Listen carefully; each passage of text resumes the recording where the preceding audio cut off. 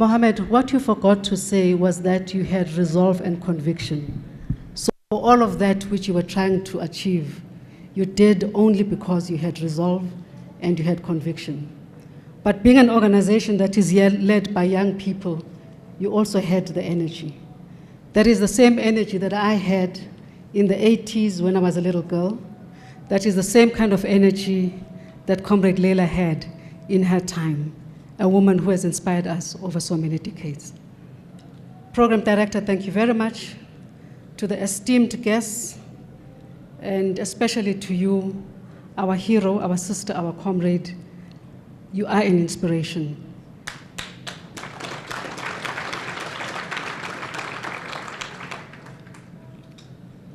Comrade Leila and comrades and friends, I'd like to read from the resolution of the last conference of the African National Congress in Mangaung.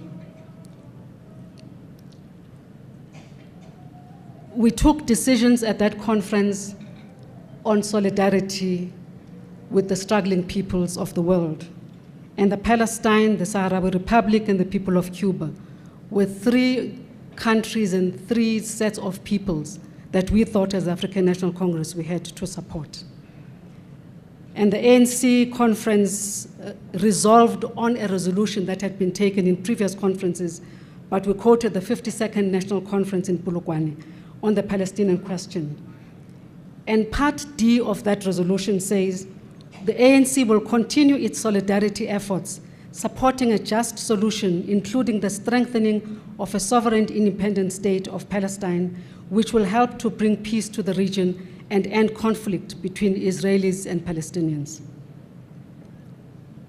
F of the resolution says, the ANC calls on all organizations in support of the people of Palestine to form a united solidarity campaign in a view of strengthening the South African Solidarity Forum. And this is exactly what you from the BDS have done. You have garnered this support and you have heeded to the call of the African National Congress as the leader of society. The ANC calls on all, this is Part G of the resolution, the ANC calls on all South Africans to support the programs and campaigns of the Palestinian civil society, which seek to put pressure on Israel to engage with the Palestinian people to reach a just solution. This is what the ANC says, and you would have seen from the reception that the African National Congress, my home and my party, has given to Comrade Leila. We're highly honored that Comrade Leila has paid us a visit to consolidate the excellent relations and deep fraternal friendship between ourselves and the people of Palestine. Welcome, my sister, welcome, my mother, to our beautiful country.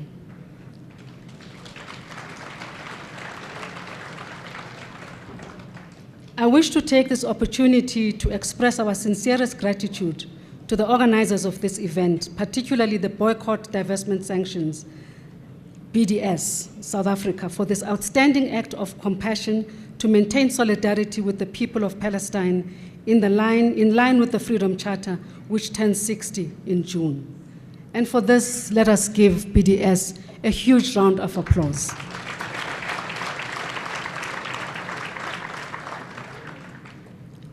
The world we live in has overcome and continues to experience a number of conflicts and wars ranging from political, religious, economic, environment, and cultural origins.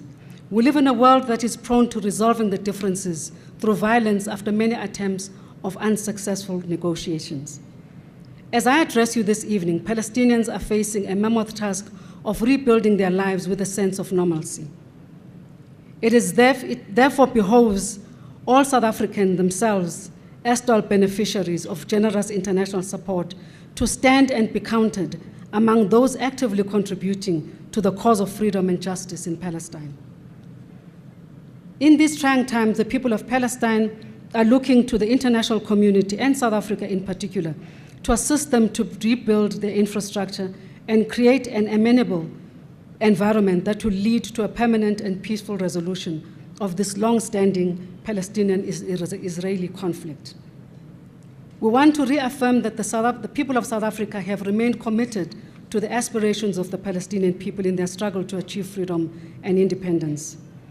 Given our limited resources and challenges, we have never wavered in our commitment to the principal struggle of our sisters and brothers in the Palestine. Comrade Leila's fight for Palestinian freedom and independence is not due to an old age, ancient attachment to her land, but it is because of a ferocious determination and love for total liberty, justice, and equality. The role of women during the armed struggle in Palestine, as was with our own struggle for liberation in South Africa and Africa, this was not confined to delivering food and weapons to the male freedom fighters. Women played a pivotal and central role, and might I say, a critical role, in planning and carrying out armed operations.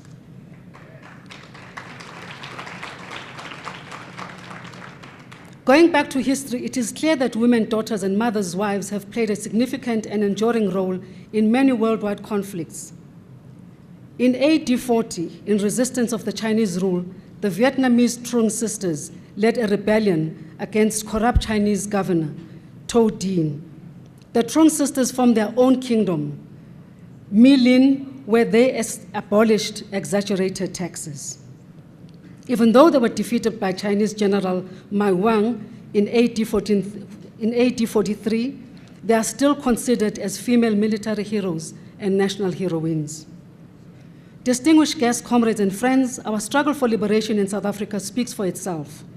Following the formation in 1961 of the glorious army, the People's Army Umkhonto weSizwe, or MK as it is affectionately known, thousands of young women fled the country to swell the ranks as apartheid nationalist regime intensified the viciousness and brutality against the majority of black people.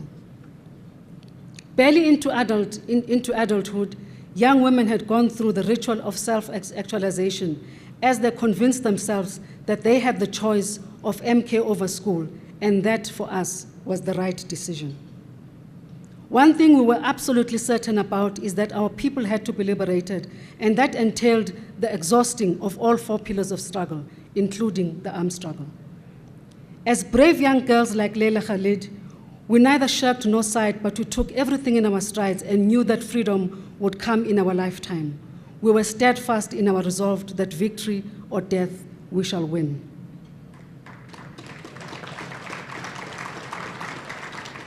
We had benchmarked ourselves through the achievements and the strides of women in Nicaragua, the Sandinista daughters, the women combatants of Mozambique, led by Frelimo, the Great Patriotic War and the Red Army of the former Soviet Union, and other progressive allied forces, Vietnam women in the armed invasion by the United States, the women of FAPLA in Angola, Thandi Modise, our very own, Marion Spag, our very own, and Mary Mini, and the list of MK cadres is endless.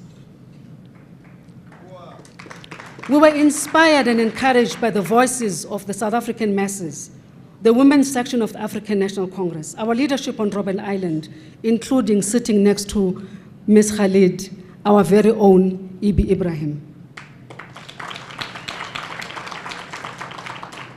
We were encouraged by Winnie Mandela. We were encouraged by Albertina Sisulu, the Federation of South African Women, Mama Hlangu, Soli Mahlangu's mother, Helen Pasteurs, Cheryl Corollas, Greta Applegreen, Sandy Africa, Linda Dlodlo, my little sister who was killed in detention, Mary Burton, on all of the Black Sash and the desperate women who came all the way to Lusaka looking for her child who could very well be in the camps of Umkhonto weSizwe, or in MK, as Umkhonto weSizwe was affectionately known, in detention in South Africa, or lying in some grave in South Africa, and the mother would not know. The mother would be looking for her daughter, Ayanda Dlodlo, who had now become Mabel Tlumia. She could very well have returned back to South Africa without finding her daughter, because nobody knew me by that name in exile. Many women freedom fighters who carried out audacious armed operations against the apartheid regime are still alive today, but of course, some perished as they sacrificed their lives for the freedom that we all enjoy today. Comrades and friends, Palestinian women, as epitomized by the brave acts of Leila Khaled, have always been extremely active politically and militarily, and their involvement predates the creation of the State of Israel. During the first Intifada, Palestinian women led a campaign to reopen schools which had been shut down by the Israeli army. According to Hanadi Lubani, a founding member of the Women for Palestine, she says, and I quote, "During the Intifada campaign, Palestinian mothers established underground community schools that their children could attend. This campaign, with many others, was in addition to their street activism, directly confronting the occupational forces. When the Israeli soldiers would arrest the child, Palestinian women would come out en masse and demand that the child be released, all claiming that the child was their own. With dozens of women demanding the return of their own child, thus soldiers often felt pressures to release the child they had in custody." And I just wish and hope that this kind of culture remains in our lives, that my child is your child, and we share in the parenthood of our children.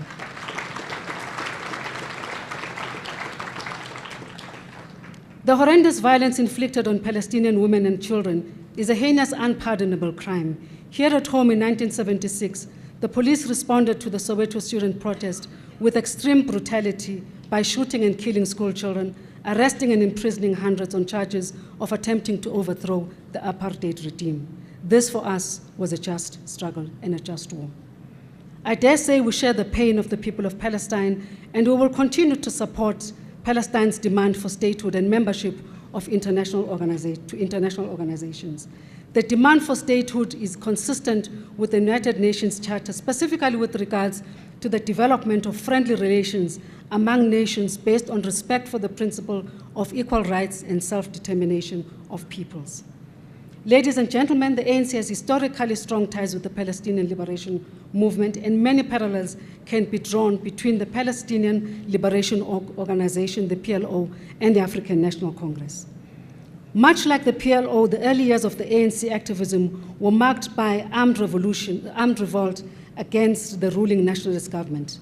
Similar to the PLO's vision, immediately post-Intifada, of a Palestinian state for both Arabs and Jews, the ANC was attempting to create a South Africa that would treat fairly both black and white citizens.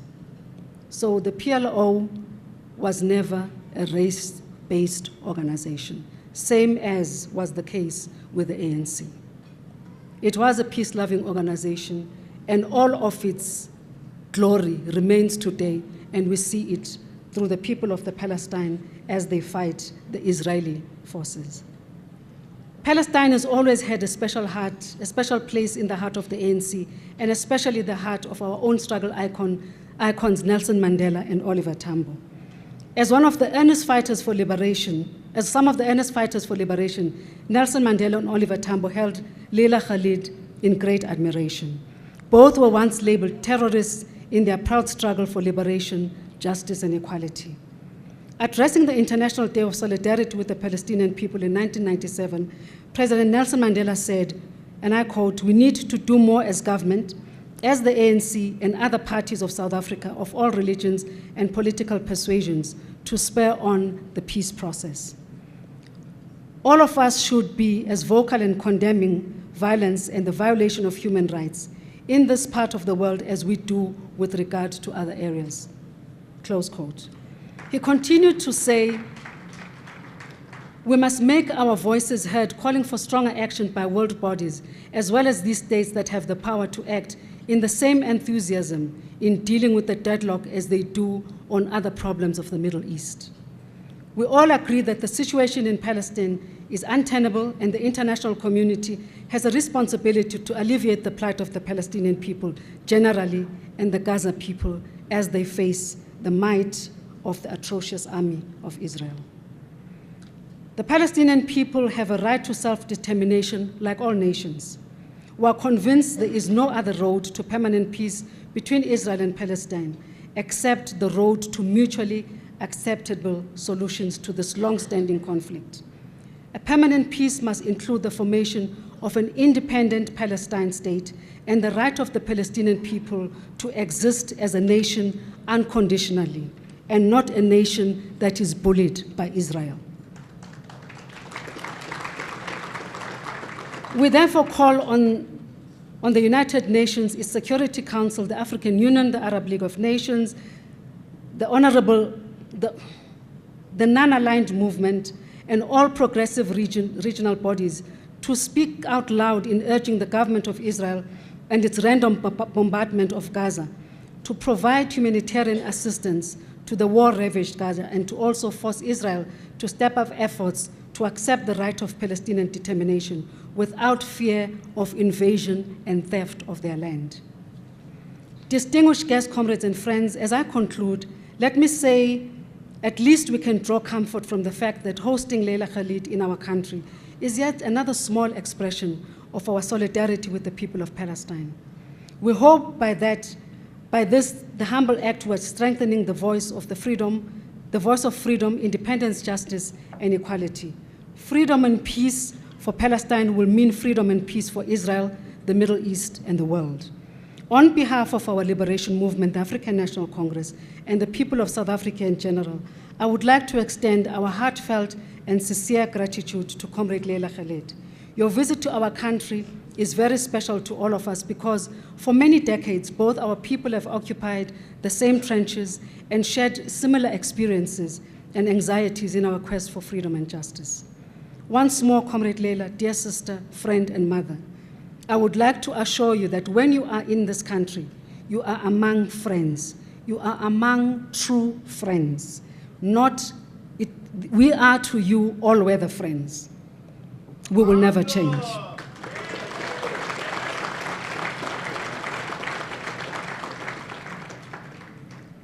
And we believe strongly that soon your heroic people will regain their statehood, that soon they will be blessed with the gift of living in a peaceful and friendly neighborhood, free from retarded bullies.